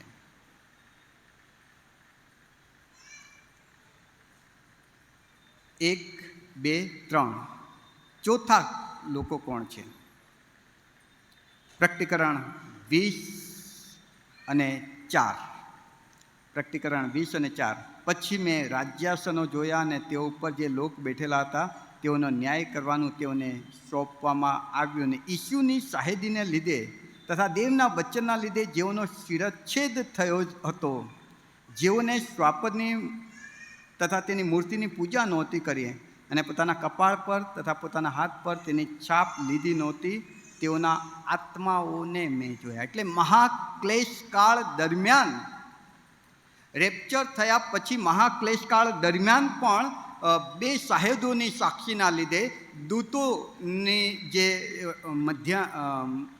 મધ્યસ્થી છે તેના લીધે, અને રેપ્ચર જોયા પછી એમને ખબર પડી કે ના, ખરેખર પ્રભુ ઈસુ ખ્રિસ્ત આવી ગયા છે, એના લીધે જેમણે પસ્તાવો કર્યો મહાક્લેશકાળ દરમિયાન અને 666ની છાપ પોતાના પર નથી લીધી, એ લોકો એ સમયે શેતાન એમને મારી નાખે છે સતાવણીમાં. અને એમના આત્માઓ જે વેદી આગળ હતા એ આત્માઓ પણ ઈસુની સાથે પૃથ્વી પર પાછા આવ્યા છે. જૂના કરારના લોકો, ઈસુના સમયના લોકો, ઈસુ પછીની મંડળીના લોકો અને ક્લેશકાળમાં જેઓએ સાક્ષીને વળગી રહેવાના કારણે પોતાનો જીવ આપી દીધો છે, એવા લોકો ત્યાં છે. ઈસુની સાથે આ પૃથ્વી પર આવે છે. હવે એ રાજ્યનું ફોર્મેટ જે છે બહુ અદ્ભુત છે. જેમ અત્યારે આપણું ભારતનું રાજ્ય તમે જુઓ તો ક્યાંથી ચાલે છે? કેન્દ્ર સરકાર ક્યાં છે? દિલ્હીથી મોદી સાહેબ એમની સરકાર ચલાવે છે.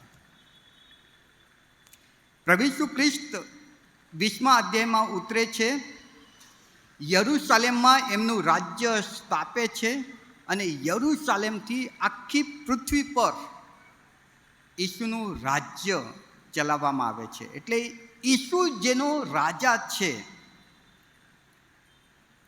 જેનામાં કંઈ જ ખોટું નથી ને જે ખોટું ચલાવી નથી લેતો, જે ખોટાને સાંખી નથી લેતો, એવો રાજા અને એને માનનારા, એના જેવું જીવન જીવવાનો પ્રયત્ન કરવામાં જે લોકોએ પ્રયત્ન કર્યો છે, એવા એના પર વિશ્વાસ કરનારા લોકો અલગ અલગ કસ્બાઓ પર, અલગ અલગ તાલુકા, જિલ્લા, રાજ્ય અને દેશ ઉપર રાજ કરી રહ્યા છે.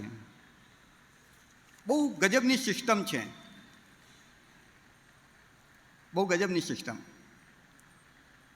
તમે વિચાર કરો કે એ કેટલું અદ્ભુત હશે કે ઈસુ રાજા છે અને ત્યાંથી જે સૂચના આપે એ પ્રમાણે બધું જ સંચાલન થાય છે, બધું જ સંચાલન. પછી ત્યાં કશું જ ખોટું નહીં હોય, કશું જ ભૂંડું નહીં હોય. બધા જ સારા લોકો છે, રાજ કરનારા લોકો પણ. કોઈ લાંચ નહીં લે, કોઈ વાલા દવલાની નીતિ નહીં. ઈસુના રાજમાં બધું જ ન્યાયીપણે ચાલી રહ્યું છે. હવે એક રસપ્રદ વાત હું તમને કહીશ. ત્યાં જે લોકો છે,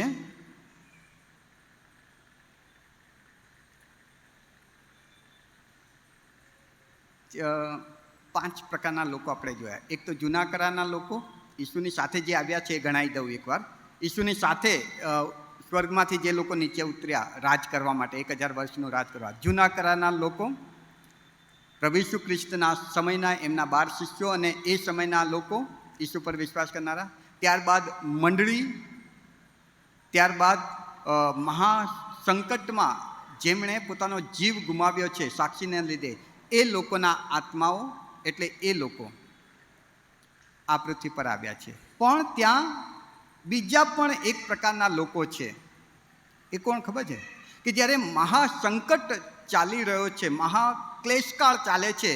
એન્ટી ક્રાઇસ્ટ પોતાની પૂરી તાકાતથી કામ કરી રહ્યો છે. શેતાન, જુઠ્ઠો પ્રબોધક અને સ્વાપદ પોતાની પૂરી તાકાતથી કામ કરી રહ્યો છે. ત્યારે એ સમયે પણ મહાક્લેશકાળમાં પણ કેટલાક લોકો એવા છે કે જેમણે પોતાના પર 666ની છાપ નથી લીધી.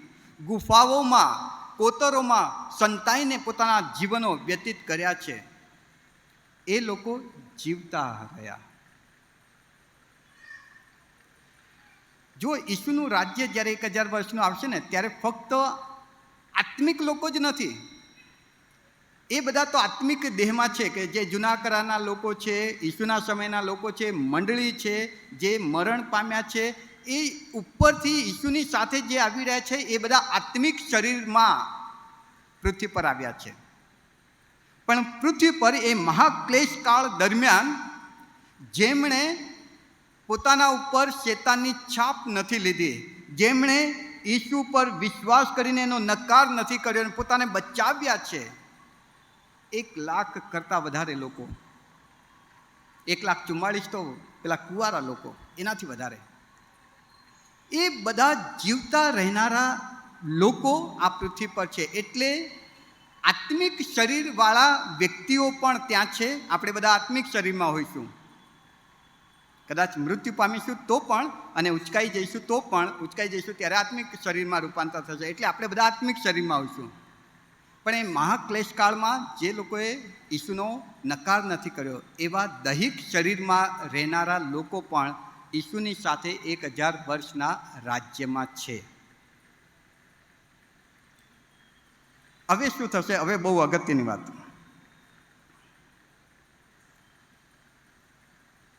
એ જે આખી દુનિયા છે ને, હવે ઈસુ અને ઈસુના લોકો, દેવ અને તેના પવિત્રો જે પણ લોકો છે, ત્યાં શેતાન નથી, ત્યાં જુઠ્ઠો પ્રબોધક નથી, જ્યાં શ્વાપદ નથી. શેતાનને તો પૂરી દેવામાં આવ્યો છે. હવે બધું સારું જ હોવું જોઈએ, બધું શ્રેષ્ઠ જ હોવું જોઈએ, બધું ઉત્તમ જ હોવું જોઈએ. પણ હવે શું થાય છે કે જે ફિઝિકલી બોડીવાળા વ્યક્તિઓ એ સમયે પૃથ્વી પર હશે, તેઓના બાળકો થશે. 1000 વર્ષનું જે રાજ્ય છે તેમાં તમે ચાલી રહ્યા છો. આપણે તો આત્મિક શરીરમાં હોઈશું, અને આત્મિક શરીરમાં જે છે દૂતો જેવા છે, ન પરણે છે ન પરણાવે છે. પણ જે ફિઝિકલી બોડીવાળા વ્યક્તિઓ ત્યાં રહી ગયેલા, એ લોકો ત્યાં છે એ 1000 વર્ષના રાજ્યમાં. અને એ લોકો જ્યારે એ પૃથ્વી પર હશે ત્યારે એમનું આયુષ્ય, એમનું જે આયુષ્ય છે એ બહુ જ લાંબુ હશે. એક રેફરન્સ આપણે જોઈશું, કદાચ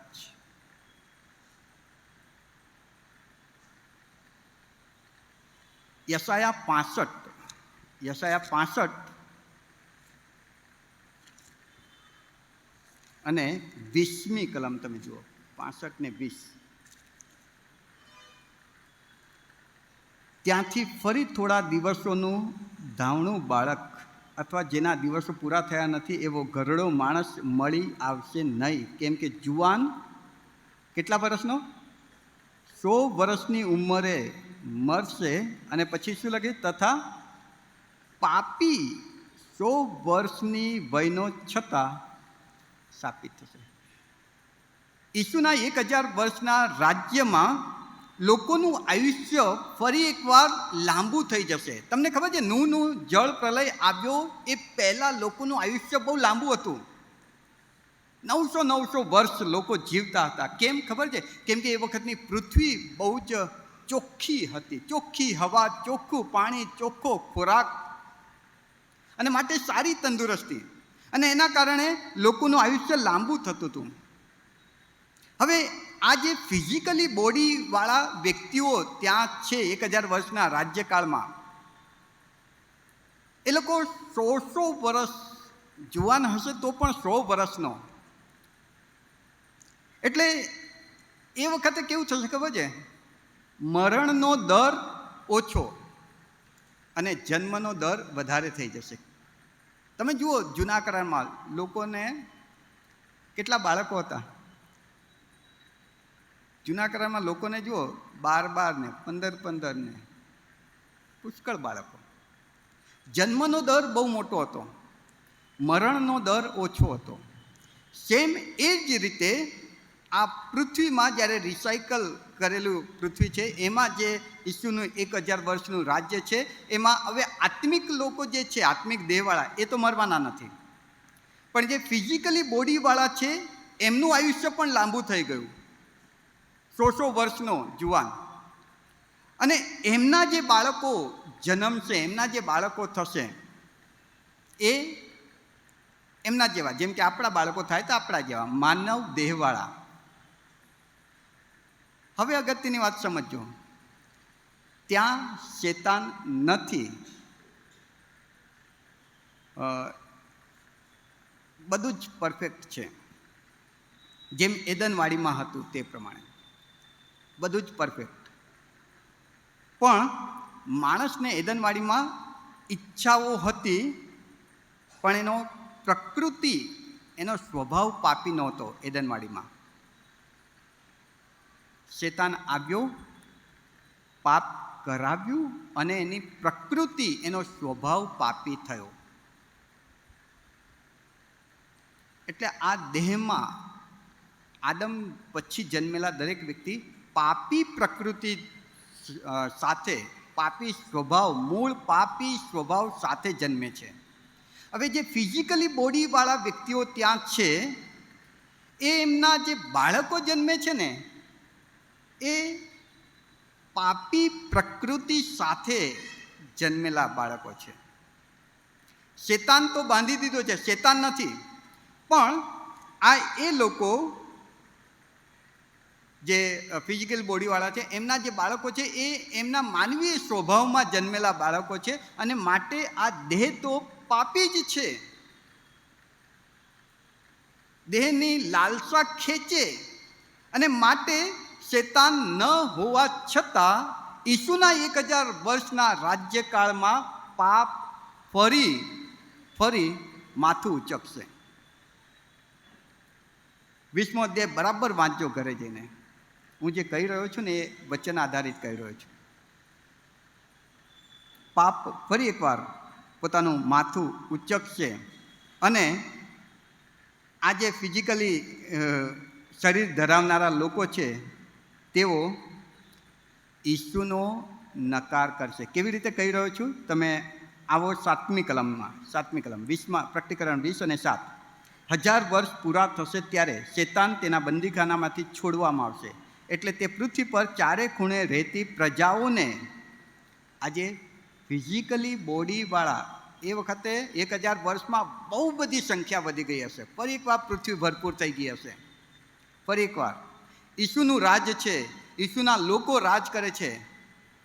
આત્મિક શરીરવાળા પણ છે અને દૈહિક શરીરવાળા પણ છે. હવે દૈહિક શરીરવાળા બાળકો ઉત્પન્ન કરે છે, માટે એમની સંખ્યા વધતી જાય છે, વધતી જાય છે, અને આખી પૃથ્વી ફરી એકવાર ભરપૂર થઈ ગઈ છે. 1000 વર્ષ પૂરું થાય છે. 1000 વર્ષ પૂરું થતાં શેતાનને ઊંડાણના ખાડામાંથી પાછો છોડવામાં આવે છે, અને એ પૃથ્વી પર આવે છે ત્યારે એ શું કરે છે? શેતાન બંદીખાનામાંથી છોડવામાં આવ્યો એટલે પૃથ્વીના ચારે ખૂણે રહેતી પ્રજાઓને, ગોગ તથા મગોગને ભમાવીને, લડાઈને સારું તેઓને એકઠા કરવાને શેતાન બહાર આવશે. અને તેઓની સંખ્યા કેટલી છે? સમુદ્રના રેતી જેટલી સંખ્યા. તેઓ પૃથ્વીની આખી સપાટી પર ચાલતા ગયા. તેઓએ સંતોની છાવણી તથા વહાલા શહેરને ઘેરો ગાલ્યો, એટલે યરૂશાલેમ કે જ્યાં ઈસુનું રાજ છે એ રાજ્ય ઉપર ઘેરો ગાલ્યો. શેતાન જ્યારે છોડવામાં આવે છે, પૃથ્વી પર આવે છે, ત્યારે ફરી એકવાર શેતાન એનું કામ ચાલુ કરે છે. જે ફિઝિકલી બોડીવાળા બહુ બધી પ્રજા પૃથ્વી પર આવી ગઈ છે એમને ફરી ભમાવે છે. ઈસુનું રાજ્ય, ચાલો આપણે ઈસુ પર હુમલો કરીએ, ઈસુને હરાવીએ અને એનું રાજ્ય લઈ લઈએ અને આપણે રાજ્ય કરીએ. અને શેતાનની વાત માનીને ઘણા બધા લોકો શેતાનના પક્ષમાં રહીને યરૂશાલેમ પર ઘેરો ઘાલવા જશે. પણ ત્યાં લખ્યું છે, પણ આકાશમાંથી અગ્નિ ઉતર્યો અને તેઓનો સંહાર થયો. એક ધડાકે બધાને ખલાસ કરી દેવામાં આવ્યો અને પછી શેતાનને પકડવામાં આવ્યો.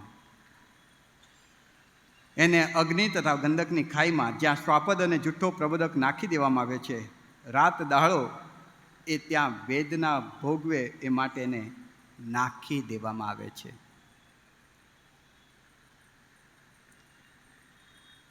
પ્રભુ ઈસુ ખ્રિસ્તના 1000 વર્ષના રાજ્યકાળમાં પણ લોકો ફરી પાપ કરશે. તમને એમ થાય કે કેવી રીતે શક્ય છે? ઈસુ ત્યાં હાજર છે છતાંય લોકો પાપ કરે. હા ભાઈ, આજથી 2025 વર્ષ પાછા તમે જાઓ. યરૂશાલેમમાં ઈસુ હતા. ઈસુ લાજરસને 4 દિવસના મરેલાને જીવતો કરે છે. છતાં પણ એ ચમત્કાર જોયા પછી પણ બધા લોકોએ એના પર વિશ્વાસ કરેલો?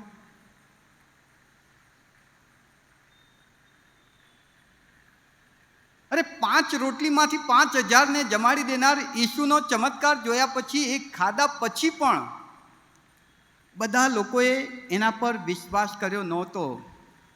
એ લોકોએ તો ઈસુને વધસ્તંભે જડી દીધા. ઈસુની હયાતીમાં પણ એના પર વિશ્વાસ કરનારા લોકો નહોતા. એ જ રીતે ઈસુ જ્યારે આ પૃથ્વી પર રાજા તરીકે રાજ કરે છે અને ફિઝિકલી બોડીમાં જે લોકો છે એ શેતાનના ભમાવ્યાથી ઈસુની વિરુદ્ધ બંડ પોકારશે, ઉપરથી અગ્નિ આવશે અને એ બધાનો નાશ કરશે. પછી શેતાનને પકડવામાં આવશે અને એને પણ ગંધકની ખાઈમાં નાખી દેવામાં આવશે. પછી ન્યાયાસન, પછી ન્યાય, અને પછી 21મા અધ્યાયમાં સ્વર્ગ, કે જે આપણને પ્રભુ આપવા માગે છે. નેક્સ્ટ જો આપણે જોઈશું તો એ સ્વર્ગ કેવું હશે, એ કેવું અદ્ભુત સ્થાન હશે, ઈસુ બનાવવા ગયા છે, કેવું બનાવી રહ્યા છે, એના વિશે જોઈશું. પણ વાલાઓ, આજે પ્રભુના વચનમાંથી આપણે એ શીખીએ કે ઈસુને જોયા પછી પણ ઈસુનો નકાર કરનારા 2000 વર્ષ પહેલાં હતા. ઈસુના 1000 રાજ્યના સમયમાં પણ હશે અને આજે પણ હશે. આપણે યહૂદાની જેમ આપણી જાતને પ્રશ્ન પૂછીએ કે પ્રભુ, શું તે હું છું? તારા આટલા બધા ચમત્કારો જોયા પછી, તારા અદ્ભુત વચનો વાંચીને એના રહસ્ય અને મર્મનો ખુલાસો પામ્યા પછી પણ હું એના પર વિશ્વાસ નથી કરતો, તો હું એ જ લોકોની સાથે છું કે જે 2000 વર્ષ પહેલાં તને વધસ્તંભે જડી દીધા. તારા ચમત્કારો જોયા પછી પણ એ લોકોની સાથે છું કે જે 1000 વર્ષના રાજ્યકાળમાં તારી વિરુદ્ધ બંડ પોકારે છે. જો આજે તમે ઈસુને નથી માનતા, નથી સ્વીકારતા, નથી એને તારણહાર બનાવતા, તો વાલાઓ, આપણે પણ એ લોકોના જેવા છે કે જેને એક દિવસે ઈસુ અગ્નિથી નાશ કરશે. બચવાની તક તો આજે પણ છે. એક નાનું કામ કરવાનું છે, એક સામાન્ય નાનું, એટલો જ કે પોતાની જાતને પ્રશ્ન પૂછીએ કે પ્રભુ, શું તારો નકાર કરનાર, શું તે હું છું? અને ઈસુ તમને બતાવશે ક્યાં ક્યાં તમે એનો નકાર કર્યો. તમે શબ્દથી, તમારા વિચારથી, તમારા વર્તનથી ક્યાં ક્યાં એને નકાર્યો છે, ક્યાં ક્યાં એની સામે બંડ પોકાર્યું છે, ક્યાં ક્યાં એને વધસ્તંભે જડ્યા છે, ઈસુ બતાવશે. અને જો આપણે પછતાવો કરીએ છીએ તો એની માફી મળી જાય છે. આજે કૃપાનો સમય છે. કદાચ રેપ્ચર થઈ જાય પછી ઈશ્વરની યોજના બદલાઈ જશે, કૃપાનો સમય પૂરો થઈ જશે, ન્યાયકાળ ચાલુ થશે, પછી તક નહીં મળે. પ્રભુ તમને મને આ તકને સમજવા કૃપા આપે. આમેન. પ્રાર્થનામાં નમીએ. પવિત્ર ઈશ્વર, કૃપાળુ દેવ, તમારો ખૂબ આભાર માનીએ છીએ તમારા અદ્ભુત પવિત્ર વચનને માટે, એ ખુલાસાને માટે, એ મર્મોને માટે, એ રહસ્યો કે જે તમે અમારી આગળ ખુલ્લા કરો છો, કેમ કે તમે ચાહો છો કે અમે તમારા પર વિશ્વાસ કરીએ. પ્રભુ, અમે ફક્ત જ્ઞાન વધારવા માટે એ રહસ્યો નથી સમજવા માંગતા, પણ અમે તમારા પર વિશ્વાસ કરવા એ રહસ્યો સમજવા માંગીએ છીએ. એ મર્મોના ખુલાસા જાણવા માંગીએ છીએ કે જેથી તમારા પર વિશ્વાસ કરીએ અને તમને ગમતું જીવન જીવીએ, તમારા આગમનની રાહ જોઈએ. એવું મન, એવું જીવન તમે સર્વને આપો. ઈસુના નામમાં આમેન. ગીત નંબર 260 આપણે ગાઈશું ને આ ગીત ગવાય તે દરમિયાન આપણા દાનોથી પ્રભુની સેવા કરીએ અને ક્વાયર આ ગીતમાં આગેવાની આપશે. ગીત નંબર 260.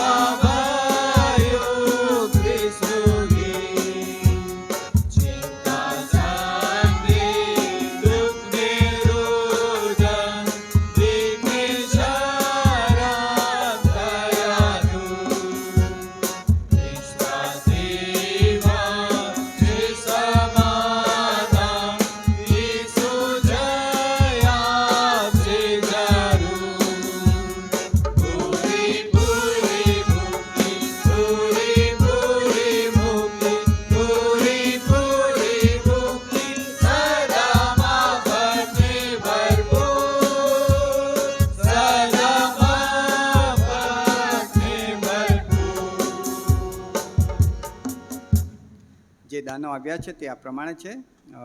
કૈલાસબેન સુવેરા તરફથી મહિલા સંગતને 500 રૂપિયા, સિનિયર સિટીઝનને 500 રૂપિયા, યુથને 500 રૂપિયા, કબ્રસ્તાન ફંડમાં કૈલાસબેન સુવેરા તરફથી 5000 રૂપિયાનું દાન આપેલ છે. આ તમામ દાનોને માટે પ્રભુનો આભાર માનીએ છીએ. પ્રભુ આ દાનોને દાન આપનાર સર્વને આશીર્વાદ આપો.